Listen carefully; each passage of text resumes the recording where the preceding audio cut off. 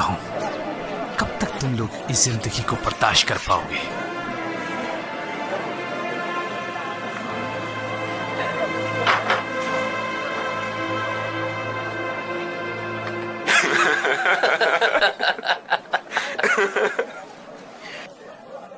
आखिरकार अबू जंदल तुम आ ही गए। तुमने हमारे अब्बा की बेड़ियों को तोड़ ही दिया। सही कहा, आखिरकार मैं अब्बा की कैद से आजाद हो ही गया।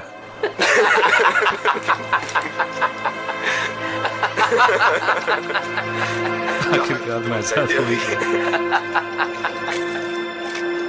वो मुट्ठी भर लोग ही सही, लेकिन हमारे लिए खतरा बनते जा रहे हैं। जरूरत है कि हमें अब कुछ करना ही पड़ेगा। अभी कुछ ही लोग वापस आए हैं, मगर उससे ज्यादा तादाद में लोग वहां जा रहे हैं। मुझे डर है कि कहीं हबशा का राजा उनकी तरफदारी ना करे, तिजारत पे असर पड़ेगा। अब हमें एक ऐसी चाल चलनी पड़ेगी कि हबशा का मलिक नजाशी उनके खिलाफ हो जाए। मगर ये कैसे मुमकिन होगा? वो तो उनके लिए बड़ा ही नरम दिल है, हिफाजत का भी जिम्मा लिया है। ये लोग ना सिर्फ हमारा दिन छोड़कर भागे हैं, बल्कि उसका भी नहीं मानते। अब हमें इसी बात का फायदा उठाना पड़ेगा। क्यों ना हम वहां ऐसे शख्स को भेजें जो मुनादरे में माहिर हो, ताकि वो हमारे ही लोगों पर जुल्म ढाना शुरू कर दे ना, ताकि वो उन लोगों को वापस भेज दे और फिर हम जैसा चाहे उन लोगों के साथ सलूक करें। तो कौन करेगा ये काम?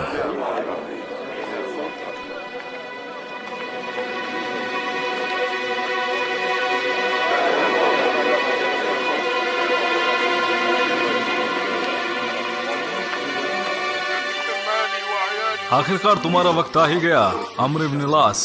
तुम्हारा वक्त भी करीब है अबू सुलेमान। नहीं, अभी नहीं।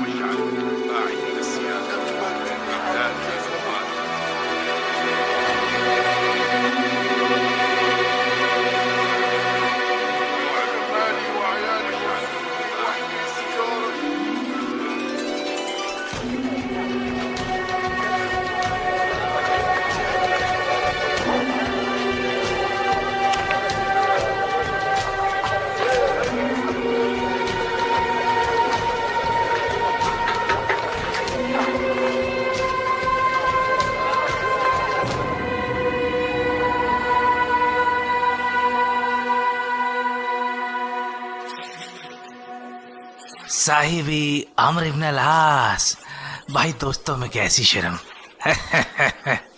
आपके दीदार होना हमारे लिए फख्र की बात है।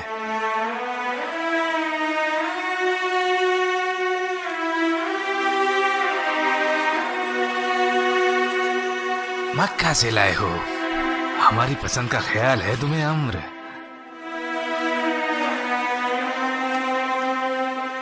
यहाँ बैठ जाओ अम्र। क्या तुमने आराम किया? आपको देखे बगैर मैं कैसे आराम कर लेता मलिक।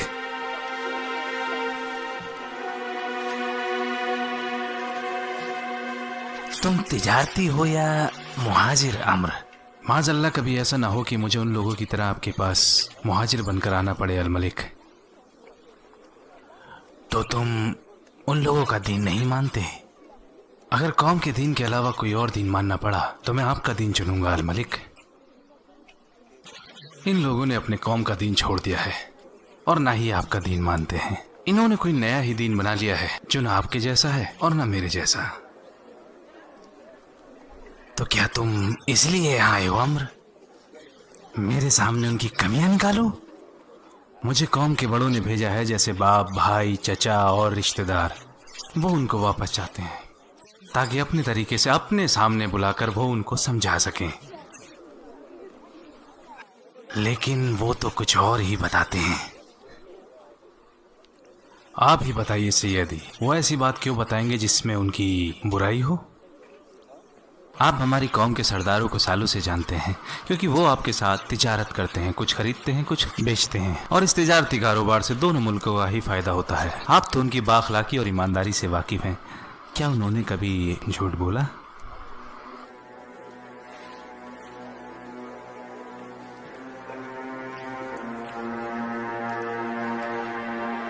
इन लोगों को मैंने पनाह दी और ये मेरे बहुत अजीज हैं। तो अब ये अच्छे से जान लो कि इनके साथ नाइंसाफी नहीं होगी।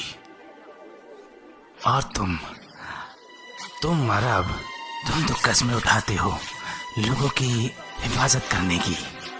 तो जब वहां लोगों के कत्ल हुए तो ऐसे इंसान को तुमने क्यों बिना सजा के छोड़ दिया? तो तुम चाहते हो कि मैं भी सारे उसूलों को ताक पे रख के उन्हें तुम्हारे हवाले कर दूं? कैसे अम्र? हमारी कौम के लोग आपके साथ तब से तिजारत करते आ रहे हैं जब ये लोग वजूद में भी ना थे, और इसी तरीके से हमारे बीच दोस्ती और तिजारत का रिश्ता फला फूला। मगर इन लोगों ने न सिर्फ हमारे बाप दादाओं को नीचा दिखाया बल्कि उनके दीन को भी मानने से इनकार कर दिया, और ये लोग अब उनको कुफ्र और जहालत का सबब समझते हैं। जब तक मैं इस बात की तस्दीक ना कर लूं, ना वल्लाही मैं जब तक उनको तुम्हारे हवाले नहीं करूंगा, चाहे वो सच है या नहीं। मेरी माने तो बिल्कुल ऐसा ना करें ऐसे। यदि क्यों? जो कुछ भी तुमने कहा है क्या वो झूठ है? क्या मुझे उन लोगों के सामने सफाई देनी पड़ेगी आल मलिक? कम से कम उनका और मेरा दर्जा तो देखिए। क्या वो तुम्हारे रिश्तेदार नहीं है? तो तुम उनसे अलग कैसे हो सकते हो? हर कौम में ऊंचे और नीचे दर्जात होते हैं। वो हमारी कौम के सबसे नीचे दर्जे के लोग हैं। ना वल्लाही, तुम्हें अपना मुकदमा पेश करना पड़ेगा। फिर जैसा तुमने कहा मैं उन्हें तुम्हारे हवाले कर दूंगा। लेकिन अगर नहीं कर पाए, वो जब तक चाहे आराम से रह सकते हैं, तो मैं उनकी हिफाजत करूंगा।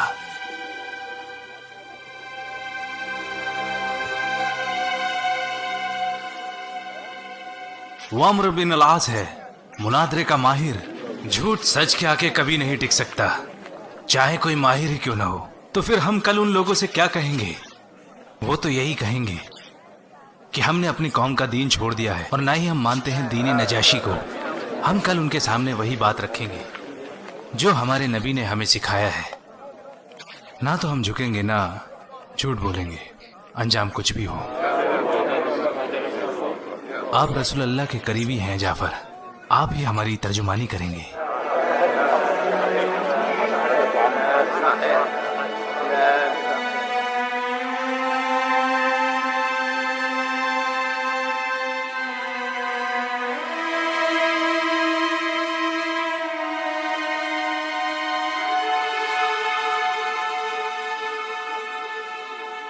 سيدي الملك،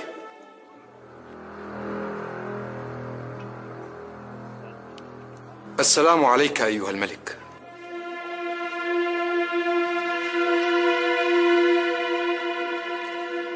जो भी तुम्हारे दोस्त ने तुम्हारे बारे में कहा तुमने सुना? तो अब बताओ मुझे, ये कौन सा दीन है जिसकी वजह से तुम अपनी कौम को छोड़ आए हो? और ना तुमने मेरा दीन इख्तियार किया है और ना इन मिल्लतों का। अय्युहल मलिक, हम ऐसी कौम थे जो जहालत में मुब्तला थी। हम बुतों को पूजते और मुर्दार खाते थे, बुरे काम करते थे, रिश्तेदारों से ताल्लुक तोड़ते, पड़ोसियों से बुरा बर्ताव करते और हम में से ताकतवर कमज़ोरों को सताता था। हम ऐसी हालत में थे कि अल्लाह ताला ने हमें एक रसूल भेजा। वो आला ख़ानदान से थे, उनमें सच्चाई, अमानतदारी और पाकदामनी थी। उन्होंने हमें एक अल्लाह की तरफ बुलाया और समझाया कि सिर्फ एक अल्लाह को माने और उसकी इबादत करें, और उसके सिवा जिन पत्थरों और बुतों को हमारे बाप दादा पूजते थे उन्हें छोड़ दें। उन्होंने हमें सच बोलने, अमानत अदा करने, रिश्तेदारों से रिश्तेदारी जोड़ने, अल मलिक, रिश्तेदारों से रिश्तेदारी जोड़ने, पड़ोसी से अच्छा सलूक करने, हराम कारी, खून बहाने, कत्ल व गैरत करने से मना किया। यतीम का माल खाने और पाक दामन औरतों पर झूठी तोहमत लगाने से मना कर दिया कि हम सिर्फ एक अल्लाह की इबादत करें और उसमें किसी को शरीक ना करें। हमने पैगंबर को सच्चा माना, उन पर ईमान लाए और उनके लाए हुए दीन खुदाबंदी में उनकी पैरवी की। चुनाचे हमने सिर्फ एक अल्लाह की इबादत की। जिन बातों को पैगंबर ने हमें हराम बताया हमने उन्हें हराम माना, और जिन्हें हलाल बताया उन्हें हलाल जाना। इस पर हमारी कौम हमसे बिगड़ गई। हमारी कौम ने हम पर जुल्म और सितम किया और हम पर ज़मीन को तंग कर दिया और हमारे दीन के बीच आड़ बनकर खड़े हो गए। अय्युहल मलिक, तो हमने आपके मुल्क की तरफ हिजरत की।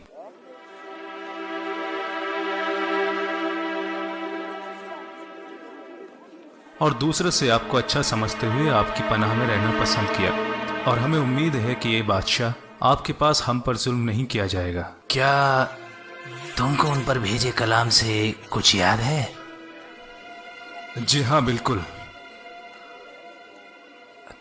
तो पढ़ो मेरे लिए।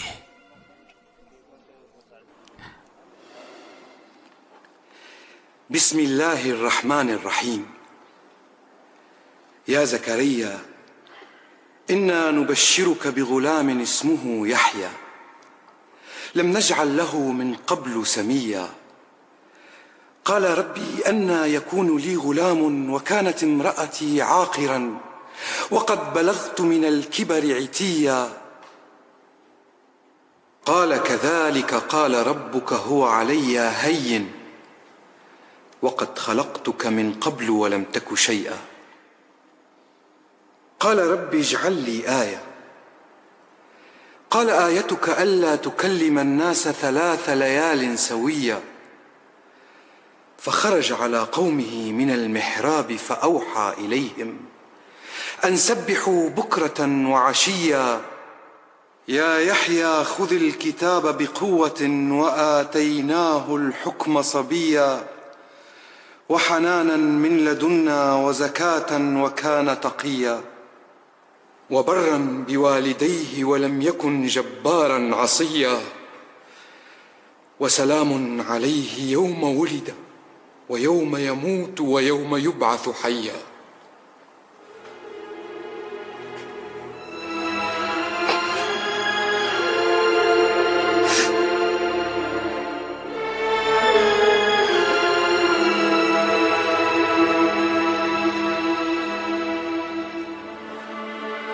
ये कलाम और वो कलाम जो हजरत ईसा अलैहिस्सलाम लेकर आए, दोनों एक ही शमदान से निकले हुए हैं।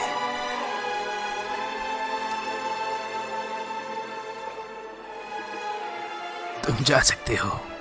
वल्लाही मैं हरगिज़ तुम्हें किसी के हवाले नहीं करूंगा। कोई तुम्हारे रास्ते में नहीं आएगा।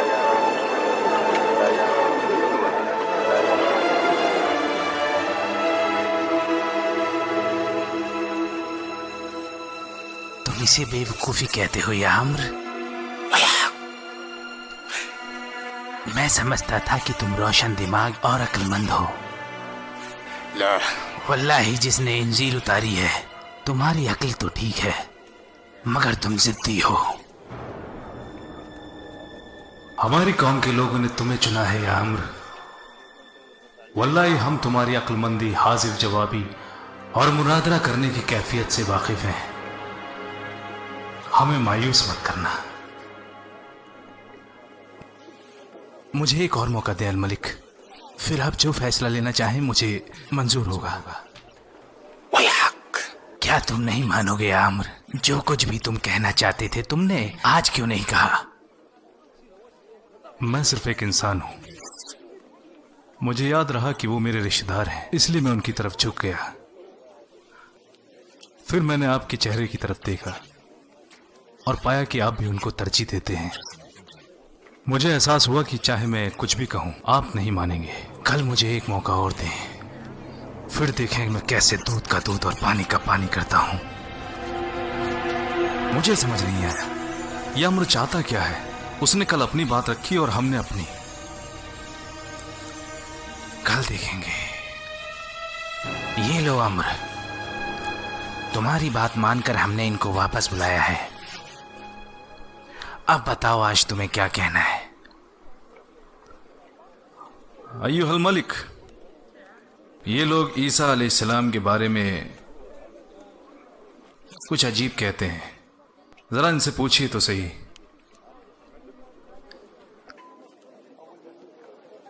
तुमने सुना तुम्हारे दोस्त ने क्या कहा? अपना जवाब पेश करो। वल्लाही हम वही कहते हैं जो हमारे नबी ने फरमाया है। ईसा इब्न मरियम अल्लाह के रसूल थे और उसका वह कलमा है जिसे अल्लाह ने कुंवारी पाक दामन हजरत मरियम की तरफ इल्का किया था।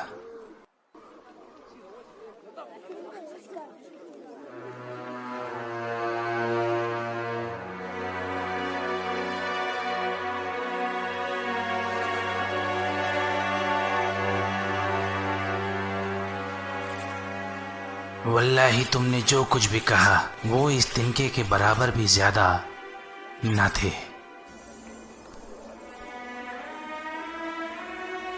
तुम लोग जाओ और यहाँ अमन व अमान से रहो। जो कोई तुम्हें बुरा कहेगा उसको सजा मिलेगी। मैं एक सोने का पहाड़ लेकर भी तुम मुसलमानों को सताना पसंद नहीं करूंगा।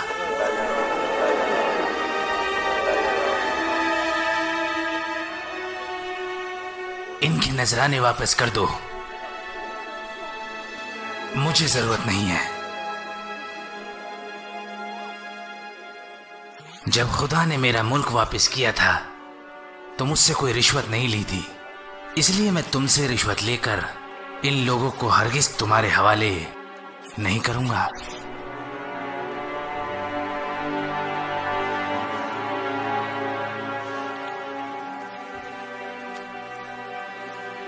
अल मलिक, आपने हमसे तो जान लिया कि हम ईसा इब्ने मरियम के बारे में क्या कहते हैं। क्या आप एक बार इनसे नहीं पूछेंगे कि इनकी इस बारे में क्या राय है? ये तुम हो अम्र जो ना इनका दीन मानते हो और ना हमारा।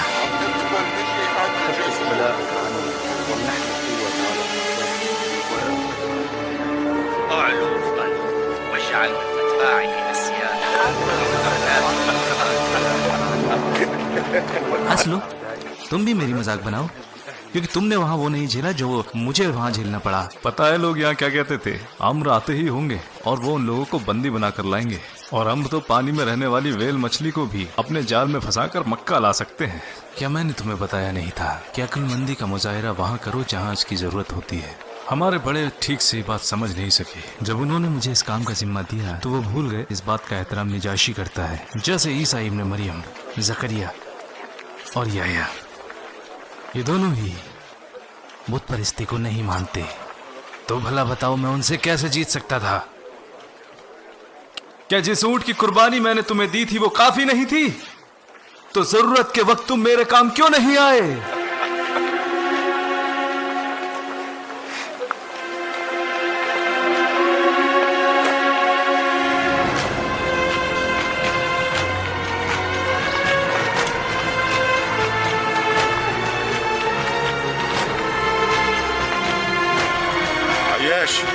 सलामा।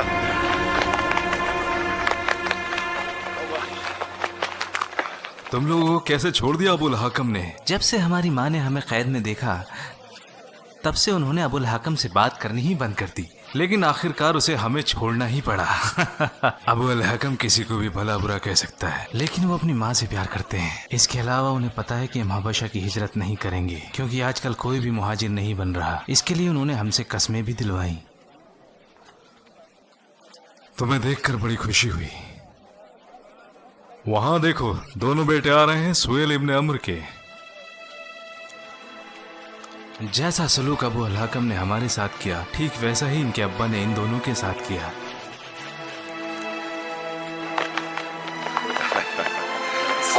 वालेकुम अस्सलाम। सलाम। अहलन या अब्दुल्लाह। क्या हम लोग तवाफ के लिए चले? हाँ वल्लाही जल्दी करें, मुझे जल्द से जल्द नबी अल्लाह को देखना है। हाँ, हमें उनसे पहले इबादत के लिए पहुंचना होगा ताकि हम उनसे मिल सके।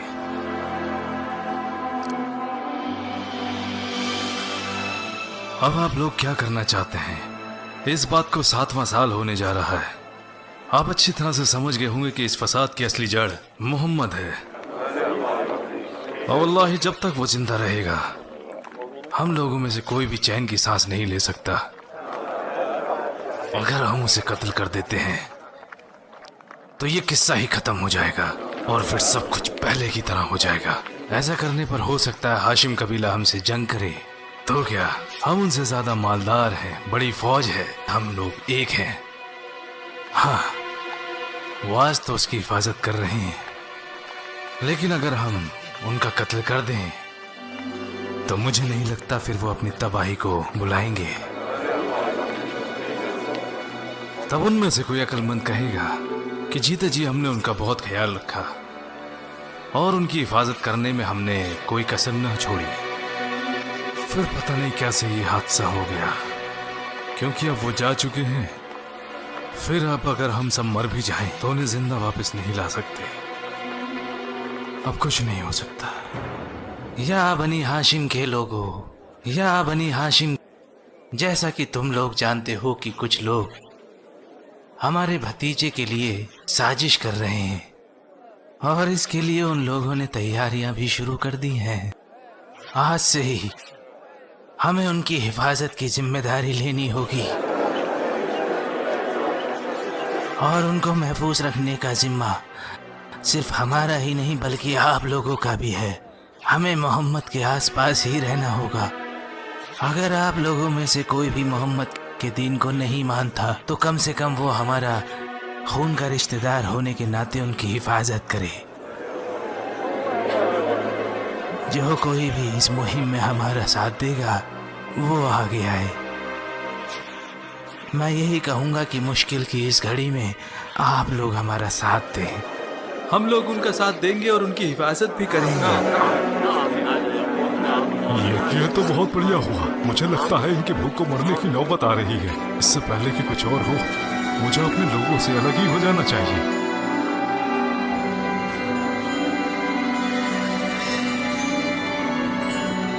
मैं उनके साथ नहीं हूं, ना ही मैं उन लोगों के साथ गया।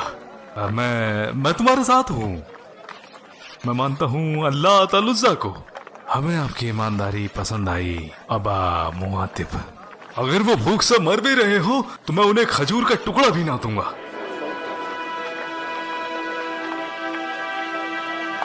हमें तुम्हारी वफादारी की कद्र है या अबू लहब। वल्लाही तुमने बिल्कुल सही कहा।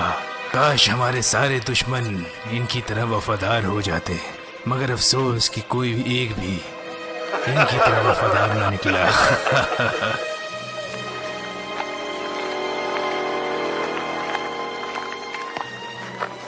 मैं हमेशा से तुम्हारा वफादार रहा। सही कहा ना?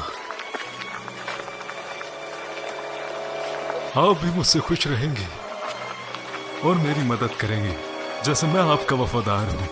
वो अपना काम करेंगे और हमें अपना काम करना होगा। वो मोहम्मद के रास्ते में आने वाली सभी मुश्किलों को दूर करना चाहेंगे, लेकिन हमें उनके मंसूबों पर पानी फेरना होगा। हमें उन लोगों के साथ अब दूरी बनानी पड़ेगी। वो कैसे? हम सब मिलकर एक मुआहदा लिखेंगे और उसे कागज पर उतारेंगे, और जब वो मुआहदा तैयार हो जाएगा हम काबा में लटका देंगे। उसमें लिखा होगा कि बनी हाशिम के साथ ना हम उठेंगे बैठेंगे, ना उनके साथ शादी ब्याह करेंगे, ना उनसे कुछ खरीदेंगे, ना उन्हें कुछ बेचेंगे, और इस बात का भी ख्याल रखेंगे कि उनके पास कोई रिस्क न पहुंचे। ना ही हम उनके साथ कोई मुआहदा करेंगे, ना तो मजलिसी एतबार से उनसे मिलेंगे, ना उनसे बात करेंगे, ना उनके घरों को जाएंगे, और ना उनसे मुरव्वत रखेंगे, ना उनसे मिलजोल रखेंगे, जब तक कि वो हमारे हवाले नहीं करते मोहम्मद को।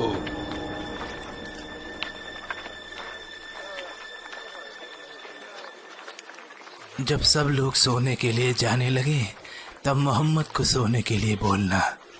अगर कोई गलत नियत रखता है तो हमें उसका पता चल जाएगा। फिर अगर सब लोग सो जाएं तब उनके सोने की जगह बदल देना, यही ठीक रहेगा। जैसा आप कहें अबू तालिब, जैसा आप कहें। फिर कौम के लिए खाना इकट्ठा करो और उसे सभी लोगों में बराबर तकसीम कर दो। ध्यान रखना कि कोई बच न जाए, और कमजोरों की मदद पहले करना। इन हालातों से हम कब निकल पाएंगे कुछ पता नहीं है। हमारे कुछ करीबी और मोहम्मद के सहाबा खाना इकट्ठा करने गए हैं। रसद हम तक ना पहुंचे इसके लिए कुरैशियों ने सख्त पहरा बिठा रखा है। कुरैशियों ने हमारे साथ बहुत बुरा सलूक किया है। रसूल अल्लाह कहते हैं रिश्तेदारों से नरमी बरतो, और ये लोग देखो क्या करते हैं। अगर रसूल अल्लाह ने लड़ने का हुक्म ना दिया होता तो मैं बताता, मगर तब तक हम सब्र करेंगे जब तक अल्लाह हमारे लिए आसानी नहीं करता।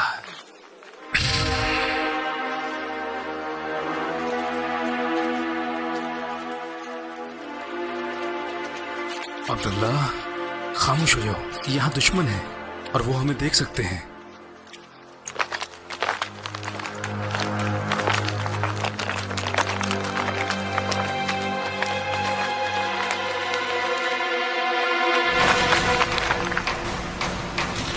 दूर हटो, दूर हटो।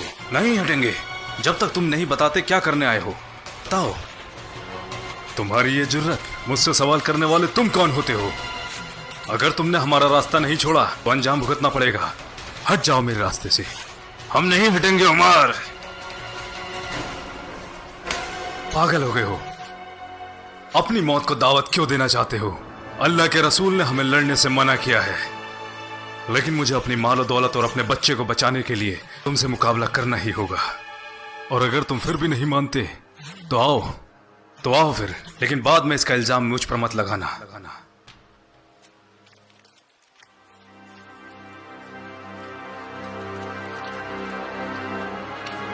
चलो बेटा।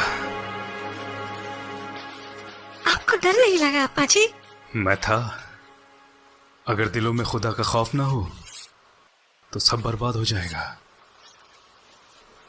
लेकिन बहादुरी अपने अंदर होती है अब्दुल्ला, जो वक्त रहने पर सामने आती है, और सामने वाले के दिल में आपसे ज्यादा खौफ पैदा हो जाता है। उसे भी अपनी जिंदगी का उतना ही ख्याल है जितना आपको है। समझे मैंने क्या कहा? तो अब जब आप रसूलुल्लाह से मिलेंगे तो अदब से उनके हाथों को चूमना और अपने लिए दुआ की दरख्वास्त करना। ठीक है अप्पा जी।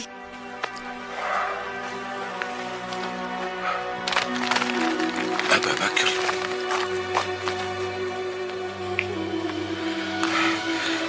आप हमेशा मेरे से आगे रहते हैं। क्या आपको भी रास्ते में किसी ने परेशान किया? अल्लाह ने मेरा ख्याल रखा। बेशक वो दिलों के हालातों से वाकिफ है।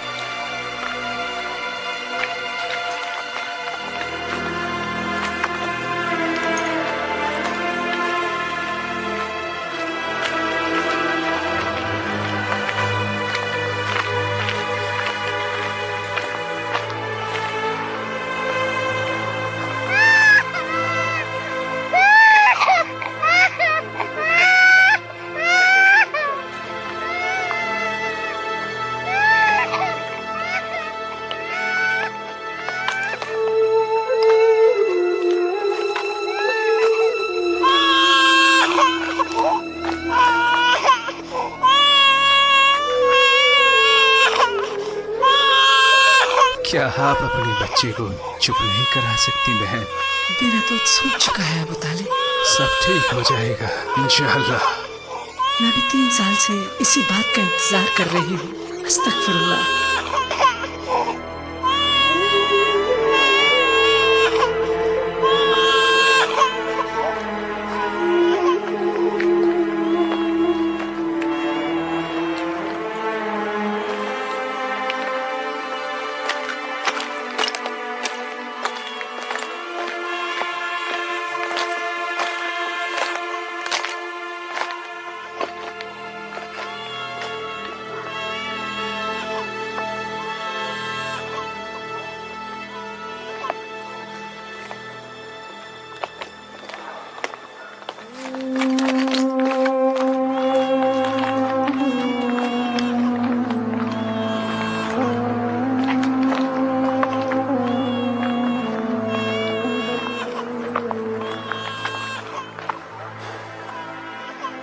सुनो अली, मोहम्मद के पास जाओ।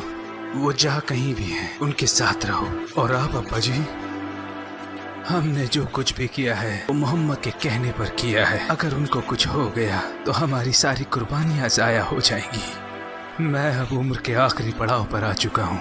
मैं मौत से नहीं डरता, लेकिन मुझे डर है कि मेरी मौत के बाद वो मोहम्मद को नुकसान पहुँचाएंगे। लेकिन मेरे जीते जी ऐसा नहीं हो सकता। लेकिन मेरी मौत के बाद तुम्हें उनका ख्याल रखना है अली। ध्यान रहे कि उनकी जान की हिफाजत तुम्हें अपनी जान से भी ज्यादा करनी होगी। मैं उनके लिए अपनी जान भी कुर्बान कर दूंगा अब्बा जी। मैं उनकी हिफाजत और तरफदारी में कोई कसर नहीं छोड़ूंगा, चाहे कुछ भी हो जाए।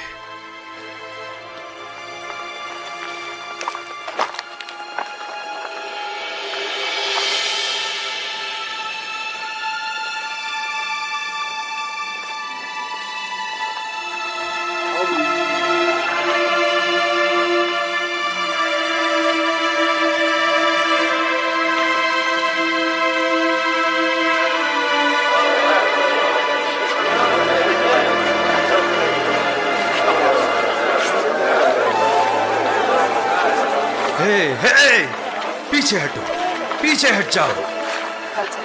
अपनी भूख को इतना आगे ना बढ़ने दो कि बद अखलाक और खुदगर्ज बन जाओ। सभी को इसमें बराबर का हक मिलेगा इंशाअल्लाह।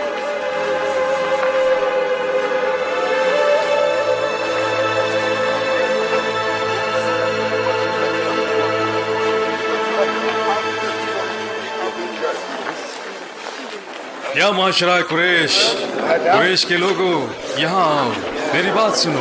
हम यहाँ बढ़िया खा पी रहे हैं, शानदार लिबास पहन रहे हैं, जबकि वहाँ हाशिम भूख से मर रहे हैं। ना कोई उनसे कुछ खरीदने की हिम्मत करता है और ना बेचने की। तब तक चैन से नहीं बैठूंगा जब तक कि ये जुल्माना मुआयदा फाड़ कर नहीं फेंक दिया जाता। खामोश, वल्लाही ये नहीं हो सकता। तुम झूठे हो। क्या तुमने मुआयदा लिखने से पहले हमारी इजाजत ली? जो भी उसमें लिखा गया है उसमें हमारी मर्जी नहीं है, इसलिए हम उसे नहीं मानते। क्या हम उसमें शामिल हैं? वल्लाही तुमने जो भी किया है वो बिल्कुल गलत है। बताओ मुझे, इससे तुम्हें क्या हासिल हुआ? सिर्फ यही फायदा हुआ है कि अरबों को पता लग गया है कि हम आपस में बट चुके हैं। वो कहते हैं ये कुरैशियों को क्या हो गया है, अपने ही लोगों के खिलाफ हो गए हैं, अपने ही लोगों से बदसलूकी करते हैं। यह अरबी रिवाज के खिलाफ है। वो तो ये भी कहते हैं कि कैसे मोहम्मद और उनके साथी इन तमाम मुश्किलों को बर्दाश्त कर रहे हैं। अपने बचाव में उन्होंने किसी पर एक उंगली तक नहीं उठाई, और ये सब इसलिए क्योंकि वो अपने हक पर कायम हैं। या फिर लोगों ने नबी की सोहबत में बेहतरीन अखलाक पेश किए हैं। जो भी तुमने किया है उससे मोहम्मद और उनके सहाबाओं का कद बड़ा है और तुम्हारा कद नीचा हुआ है। इसलिए बहुत से अरबी उनके दीन की तारीफ करते हैं। वो चाहते तो तुमसे जंग का हुक्म दे सकते थे, लेकिन ऐसा नहीं किया। हम इस अहदनामे की मुखालिफत करते हैं और इसको टुकड़ों में फाड़ देंगे, चाहे अंजाम कुछ भी हो। ये मशवरा रात का तय किया हुआ है, शायद यहाँ की बजाय कहीं और तय किया गया। तुम्हें जो कहना है कहो, मैं सबसे पहले इसको फाड़ के रहूंगा।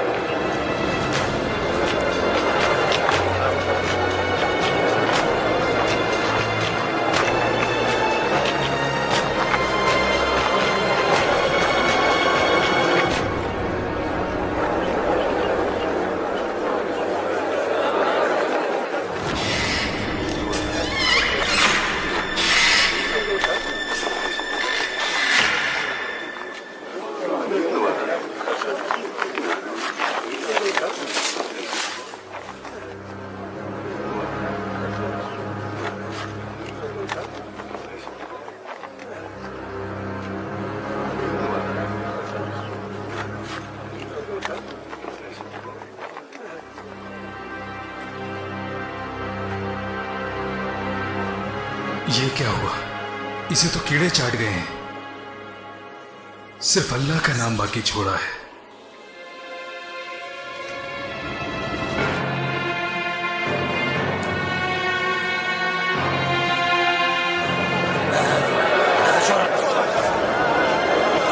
ऐ लोगों, हम इस अहदनामे को यहीं खत्म करते हैं।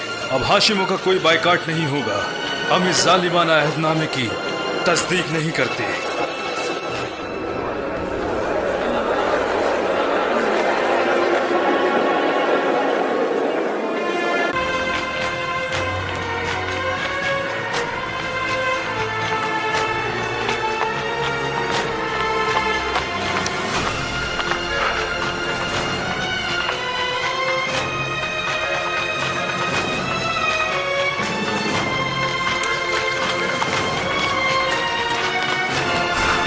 रसूलुल्लाह कहाँ है? मुझे उनके पास ले चलो। क्या बात है उमर? वल्लाही बहुत अच्छी खबर लेकर आया हूँ। कुछ लोगों ने अहदनामे को फाड़ कर फेंक दिया है और अब हम अपने घरों को वापस जा सकते हैं। तुमने देखा? क्या ये सच है?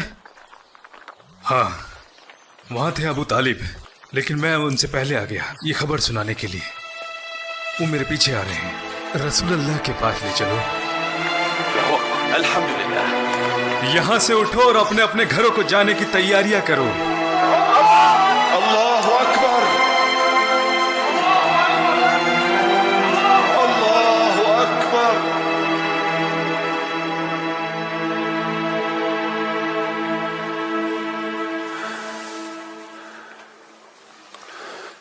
आप ठीक हो जाएंगे अब्बा जी, बिल्कुल ठीक हो जाएंगे।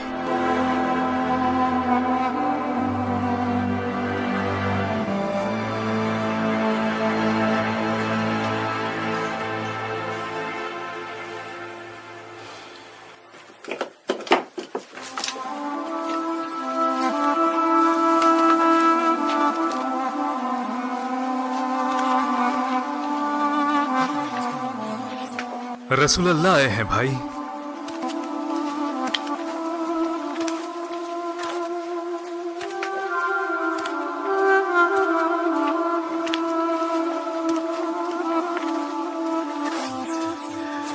आपकी हिफाजत के लिए मैं जो कर सकता था मैंने किया।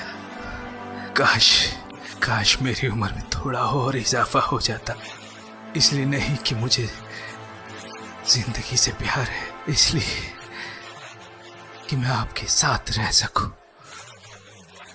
लेकिन मेरे वक्त आ गया है। ये मेरा बेटा अली है और आपके चचा हमजा और अब्बास ये हमेशा आपके साथ रहेंगे। आपको कभी नहीं छोड़ेंगे। जब आप मेरे बेटे जाफर से मिले तो उन्हें मेरा सलाम कहना और उसको बताना कि वो भी वही करे जो मैंने अली और अकील के लिए कहा है।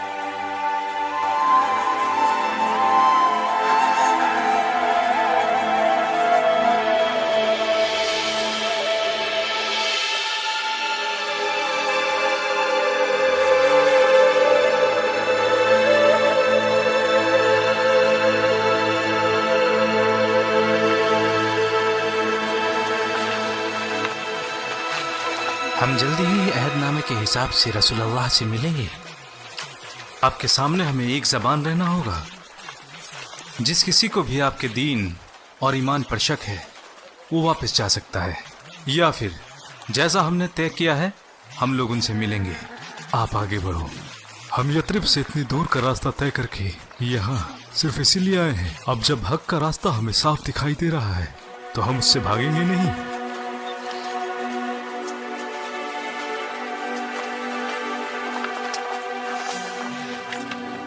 हम आपके बताए गए शराइत पर कसम उठाते हैं जैसा आपने बताया। हम अल्लाह के साथ किसी को शरीक नहीं करेंगे, न चोरी करेंगे, न जिनाकारी करेंगे, न अपने बच्चों को मारेंगे, न यतीम बच्चों का माल खाएंगे और न पाक दामन औरतों पर झूठी तोहमत लगाएंगे। आपसे एक दरख्वास्त है, हमारे साथ अपने किसी सहाबा को भेजें जो हमें हिदायत दे और दीन और हक का रास्ता दिखाए। अगले साल इसी वक्त हम अपने साथ और लोगों को लेकर आएंगे ताकि उन लोगों के साथ मिलकर आपकी बताई शरायत पर हम फिर से अहद करें। या रसूलल्लाह, अपना हाथ आगे बढ़ाएं ताकि हम बैत ले सकें।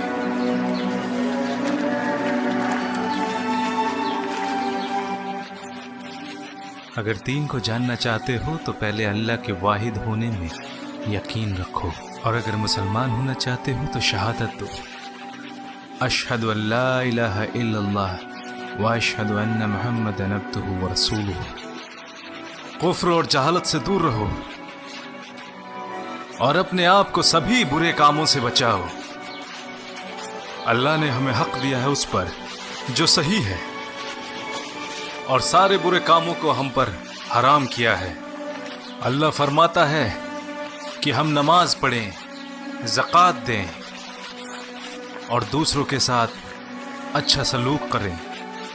उसने हमें दूसरों का माल खाने और कत्ल व गारत करने से मना किया है, और ये भी कि हम लोगों के साथ ईमानदारी से इंसाफ करें, चाहे इसका अंजाम हमारे खिलाफ हो, हमारे बच्चों के खिलाफ हो या हमारे रिश्तेदारों के खिलाफ हो। चाहे कोई हमारी मुखालिफत ही क्यों न करे, हमें उसके साथ भी इंसाफ करना है। जहाँ इंसाफ की जरूरत है वहाँ इंसाफ होना है। सिर्फ एक ही चीज हम लोगों को आगे ले जा सकती है और वो है तकवा। इस्लाम सिखाता है कि हम अपने रिश्तेदारों से नरमी से पेश आएं और सुनी सुनाई बातों पर यकीन ना करें। जितना प्यार हम अपने आप से करते हैं उतना ही प्यार हमें अपने भाइयों से भी करना होगा। अल्लाह के फजलो करम से जिसने हमें एक बनाकर भेजा है, इसीलिए हमें एक दूसरे का हमेशा साथ देना है।